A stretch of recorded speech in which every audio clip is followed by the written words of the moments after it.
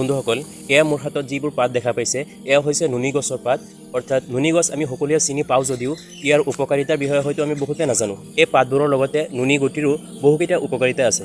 diabetes ৰোগীৰ কাৰণে বহুত উপকাৰী হয় ইয়াৰ পাতবোৰ আৰু লগতে কাহৰ কাৰণে ভাল লগতে ব্ৰংকাইটিছ ৰোগীৰ বাবে এই পাত বহুত উপকাৰী হয় আৰু এই যে মোৰ হাতত পাত দেখিবলৈ পাইছে এই পাতৰ পৰা আমি হাৰ্বেল টি বনাইও খাব পাৰি অৰ্থাৎ এই পাত 4-5টামান লৈ পেলাই চাহত ডুবাই দি আৰু সেই চাহটো আমি খালে বহুকেইটা বেমাৰৰ পৰা উপকাৰিতা পোৱা যায় বিশেষকৈ কাহৰ বাবে বা ডিঙিৰ বাবে এই চাহ বহুত উপকাৰী হয় এই মালবেৰী লিফটো প্ৰধানকৈ এৰিপলুক খাবলৈ দিয়া হয় অৰ্থাৎ সিল্ক ওয়াৰ্ম যিটো আছে সিল্ক ওয়াৰ্মৰ প্ৰধান খাদ্য হৈছে এই মালবেৰী লিফ আয়ুৰ্বেদিক চিকিৎসাত ইয়াৰ বহুতো ঔষধি গুণাগুণ আছে যেনে ইয়াৰ পাতৰ পৰা এক্সট্ৰেক্ট ওলাই পেলাই ইয়াৰ পৰা টেবলেট বনোৱা হয় আৰু সেই টেবলেটবিলাক বিভিন্ন ঔষধৰ কাৰণে ব্যৱহাৰ কৰা হয়